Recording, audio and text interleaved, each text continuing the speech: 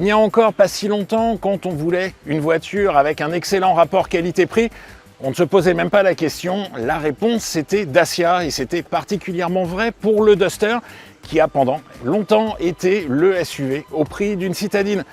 J'en parle au passé, pourquoi? Parce que depuis quelques mois, on a désormais une concurrence chinoise redoutable qui arrive sur le marché et qui, pour le même prix, présente, en tout cas dans la théorie, des prestations nettement supérieures, une puissance bien plus élevée, un équipement absolument pléthorique, le tout pour le même prix que le Duster. Alors, est-ce que ce Jeco 5 va pouvoir détrôner la référence actuelle des SUV hybrides, ce Duster hybride 155? La réponse, c'est tout de suite sur l'Argus.fr. Avant de vous présenter plus en détail l'esthétique de nos deux rivaux du jour, on va d'abord revenir sur l'histoire des deux marques. Dacia fête cette année ses 60 ans, ça se dirait pas comme ça, mais la marque est née en 1966 en Roumanie, mais elle est apparue chez nous bien plus tard. Elle est apparue en Europe de l'Ouest en 2005 avec la célèbre Logan. Vous devez tous vous en rappeler, c'était une voiture qui promettait d'accéder à un véhicule neuf pour moins de 8 000 euros, 7 500 euros exactement à l'époque. S'en est suivi le succès que l'on connaît tous, avec notamment à partir de 2010 le Duster, dont le prix à l'époque d'entrée de gamme était de moins de 12 000 euros. Depuis, Dacia a vendu des millions de voitures un petit peu partout dans le monde, notamment en Europe et en France, où il a réussi à devenir le 3e constructeur du marché. Une marque donc bien établie, avec un porte-drapeau, le Duster, qui a toujours connu un très beau succès dans la catégorie des SUV, mais qui est, je vous le disais, en introduction, rejoint aujourd'hui par des marques chinoises. Il y avait déjà eu un premier coup de semonce l'année dernière avec le nouveau MG ZS hybride, et cette année, c'est un redoutable concurrent qui arrive, le Jeco 5, qui est juste derrière moi.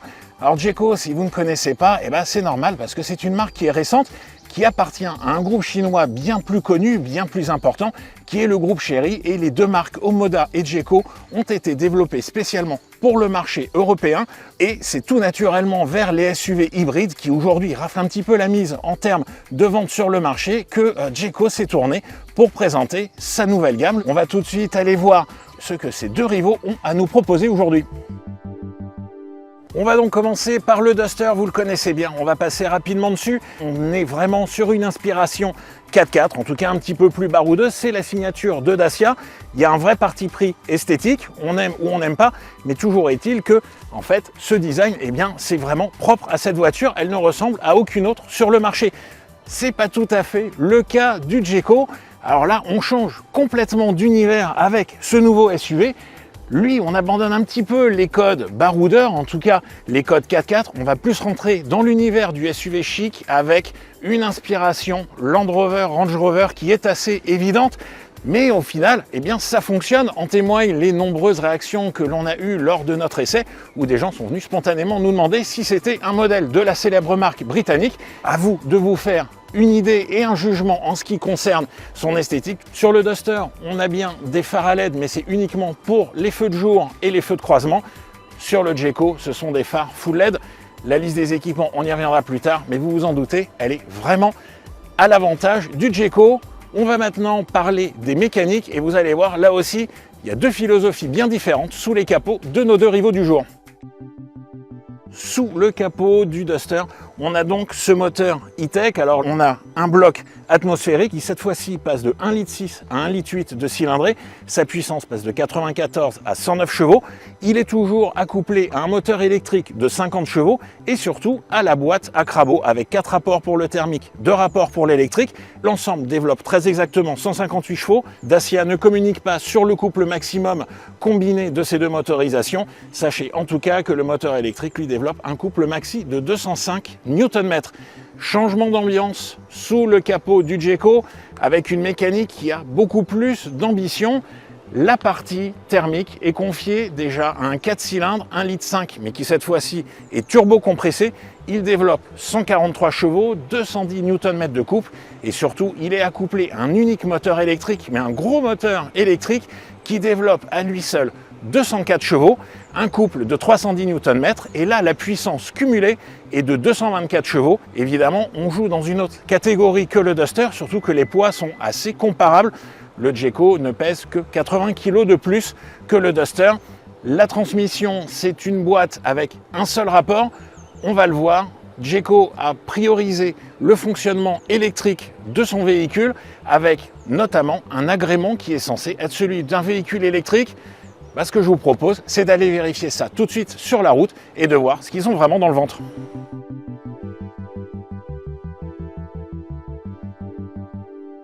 À bord du Duster, on a un véhicule qui est assez léger, avec une direction qui pourrait être un petit peu plus informative. Néanmoins, vous verrez que c'est beaucoup mieux que sur le Jayco. Et on a un comportement qui, sans être dynamique, est assez plaisant. Parfois, des petits tressautements sur les mauvaises routes. Ça, c'est en partie dû aux jantes de 18 pouces qui sont optionnelles sur cette finition extrême de série sur la finition de journée. Mais c'est quand même pas mal en confort, bien en accord avec la vocation familiale de la voiture.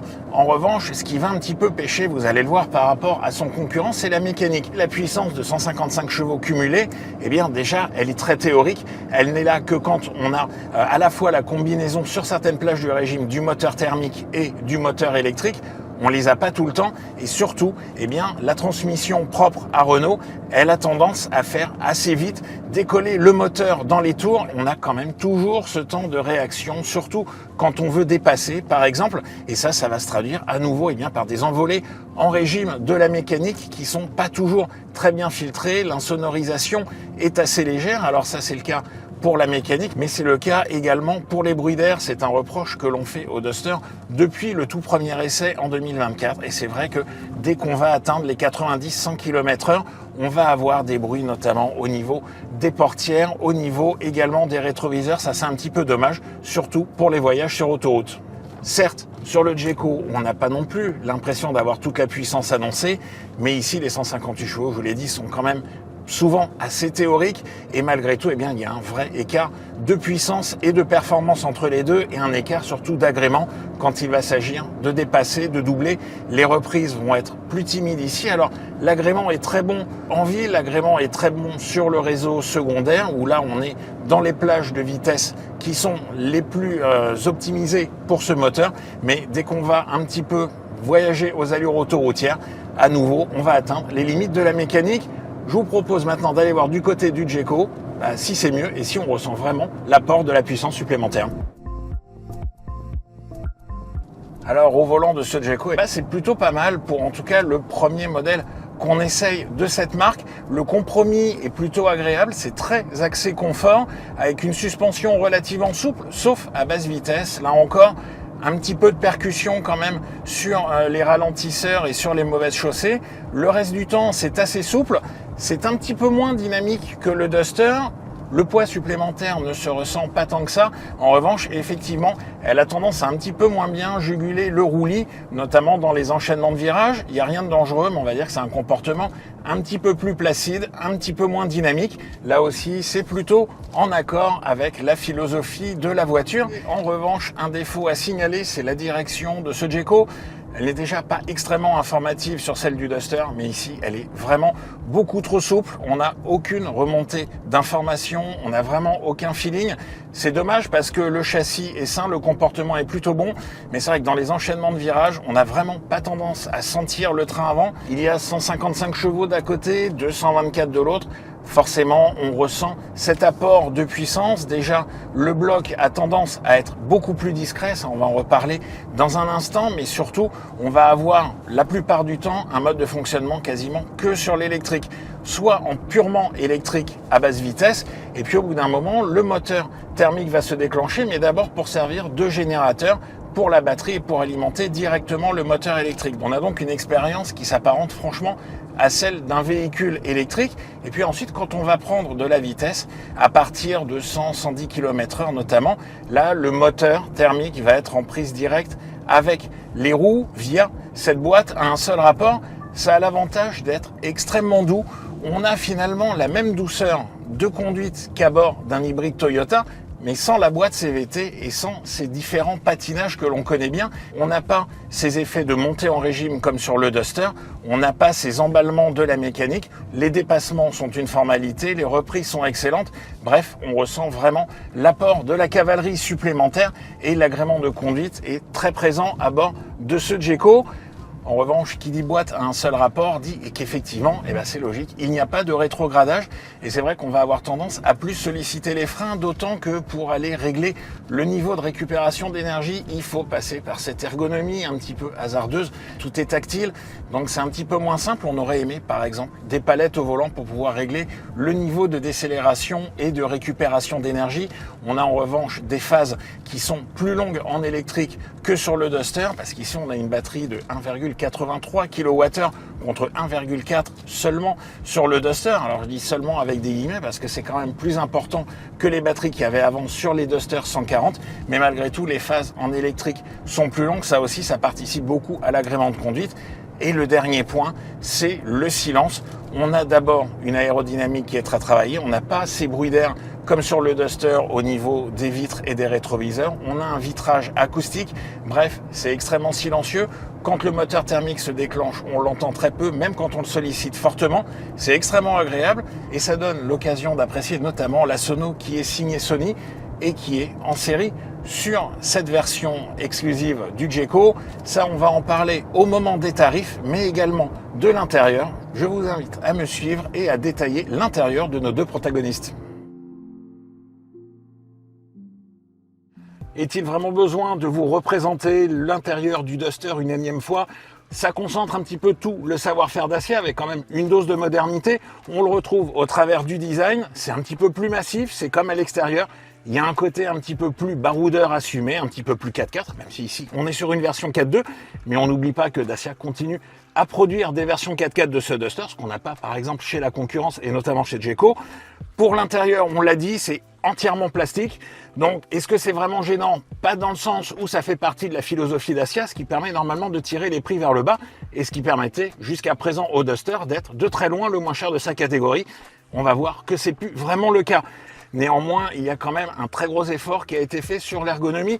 Ça commence avec cette climatisation qui est certes monozone, alors quand même automatique, mais qui a surtout des commandes physiques. Ça, c'est très appréciable. On verra un petit peu plus tard sur le Jayco que c'est pas le cas. Et on aime bien quand même avoir des boutons physiques. L'ergonomie, je vous l'ai dit, c'est vraiment le point fort des Dacia en général. Ça va aussi se traduire, par exemple, quand on va aller régler les aides à la conduite qui sont pas plus mal calibré que sur son concurrent Jayco, mais vous avez la possibilité via le menu My Safety Perso de pouvoir régler directement vos aides à la conduite dans un menu dédié et de le rappeler via le bouton qui est ici et qui va automatiquement, quand vous démarrez la voiture, rappeler vos réglages prédéfinis et ne pas utiliser les aides à la conduite que vous avez choisi de mettre de côté.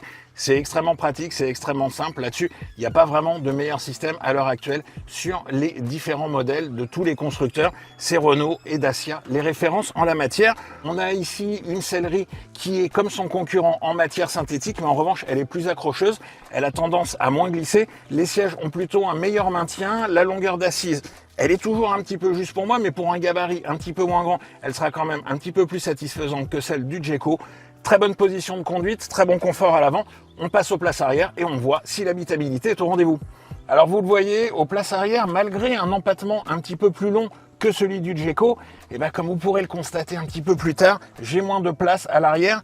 J'ai pas triché non plus, j'ai laissé mon siège comme dans l'autre véhicule sur ma position de conduite. Je fais 1m92 et effectivement, je vais avoir tendance à avoir un petit peu les genoux dans le dossier. J'ai une bonne place en revanche à la garde au toit, ça reste plutôt pas mal, c'est quand même un petit peu inférieur à celle du Jayco et surtout on a une ambiance qui est beaucoup plus sombre, une ambiance qui est due notamment à ce ciel de toit qui est en gris très foncé. Alors ça effectivement, en termes de luminosité c'est pas génial, surtout que sur son concurrent on a de série un toit panoramique qui apporte beaucoup de luminosité et on a une ambiance dans des tons clairs qui est quand même un petit peu plus sympa.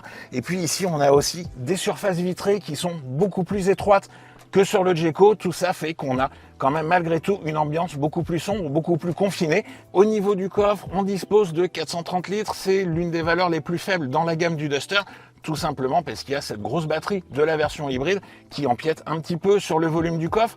Néanmoins, c'est quand même un tout petit peu mieux que son concurrent et surtout, il y a un gros avantage ici que l'on n'a pas sur le Jayco, c'est qu'on peut avoir, certes en option, une roue galette. Alors, c'est toujours mieux quand même malgré tout qu'un kit anti-crevaison. On peut en disposer, ça n'empiète pas sur le volume du coffre, ça c'est plutôt pas mal et c'est un avantage du côté du Dacia sur ce chapitre de l'habitabilité.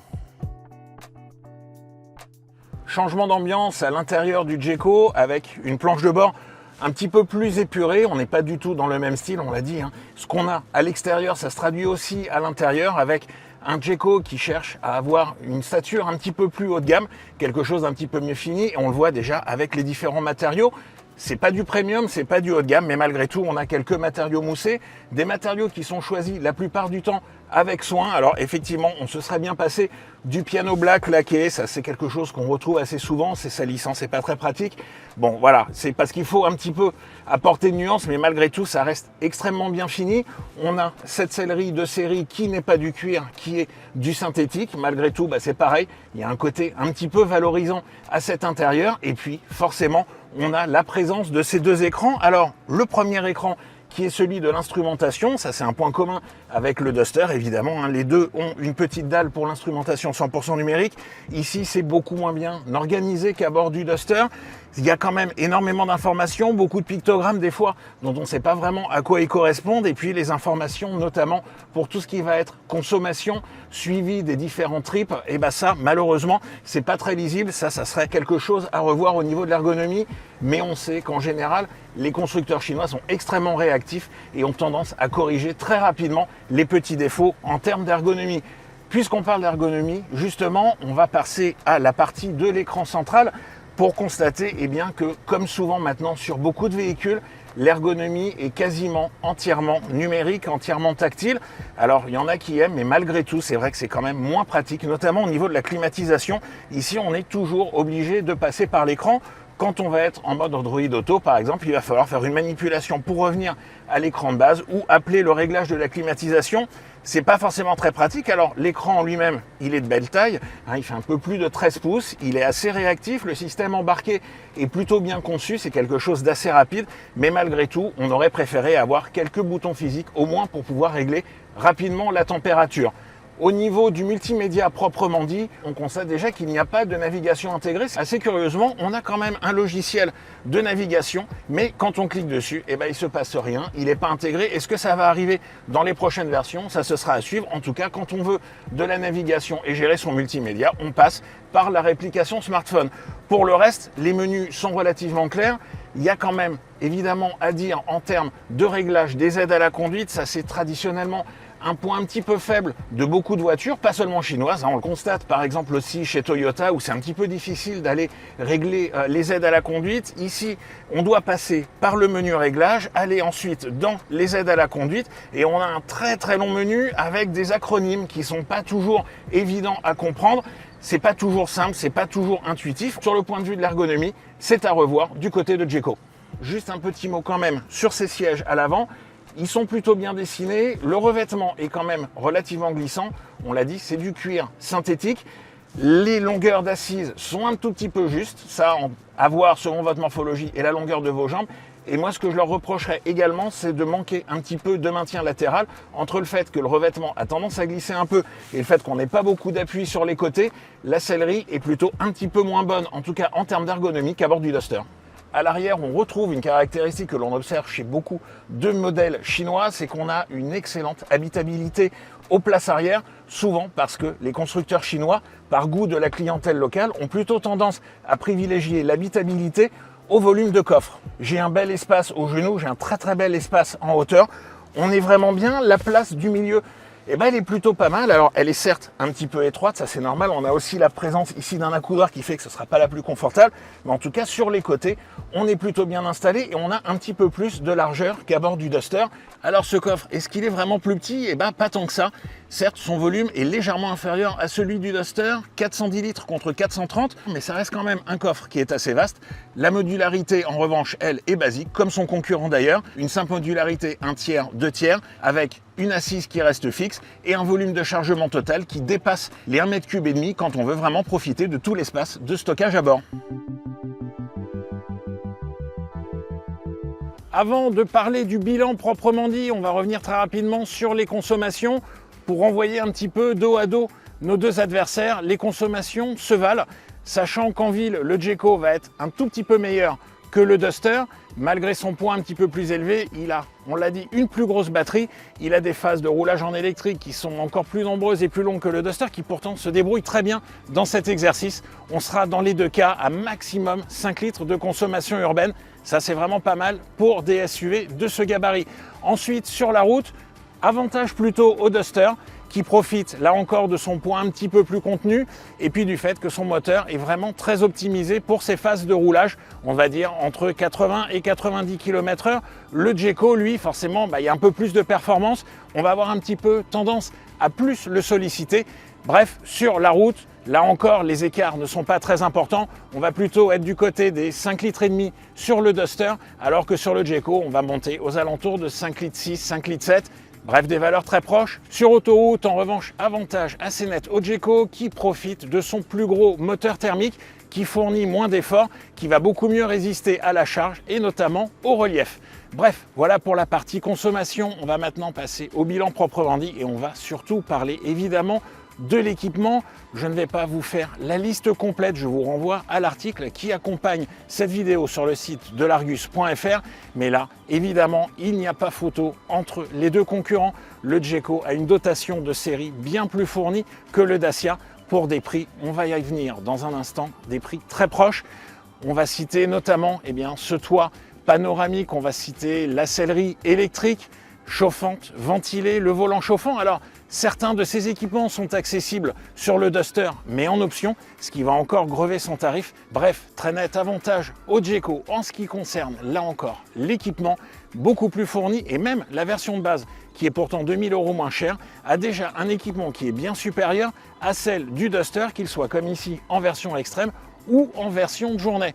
Donc, à l'aune de tout ce qu'on vient de dire, de la présentation de ces deux véhicules, de la présentation de leurs intérieurs et de leurs prestations routières, vous vous en doutez bien, c'est le Jeco qui remporte assez nettement ce match. Non pas que le Duster démérite, mais c'est quand on parle du tarif que là, forcément, ça fait mal pour Dacia.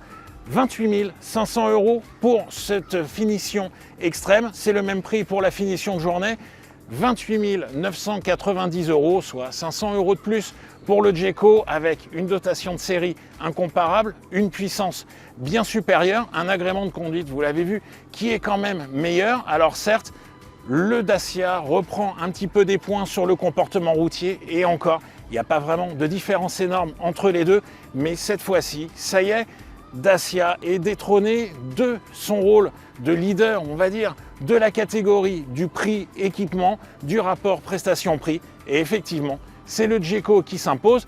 Restent évidemment les questions en suspens. Déjà, il s'agit d'une nouvelle marque. Alors certes, vous m'objecterez que c'était le cas aussi de Dacia il y a 20 ans. Dacia a fait ses preuves et puis Dacia surtout était adossé au groupe Renault. Et ça se ressentait notamment en termes de points de vente et de points pour faire la maintenance. Le réseau de Jeco, il est encore balbutiant. Il y a certes déjà une centaine de concessions. Il y en aura 130 à la fin de l'année. Et la marque a promis qu'il y aurait environ 200 points de vente capables aussi d'assurer l'entretien de ces modèles d'ici quelques mois. Mais malgré tout, avantage de ce côté-là à Dacia pour la partie entretien du véhicule. Pour la fiabilité, pour le moment, Dacia a fait ses preuves, on le sait. Jeco a encore tout approuvé. On sait que la marque met les moyens pour rassurer la clientèle, notamment en offrant une garantie de 7 ans, 150 000 km. Elle est de 3 ans, 100 000 km sur le Duster. Bref, à vous de faire votre choix. Ce sera probablement aussi pour beaucoup une question un petit peu philosophique. Est-ce qu'il faut acheter chinois? Est-ce qu'il faut préserver l'industrie européenne? Ça, c'est une question à laquelle on ne peut pas répondre à votre place. En tout cas, n'hésitez pas à nous dire dans les commentaires quel est votre favori et puis également ce que vous avez pensé de ce comparatif. N'hésitez pas non plus à aller lire l'article où vous aurez le détail de tous les équipements et de toutes les caractéristiques techniques. Et moi, je vous dis à très bientôt sur l'argus.fr.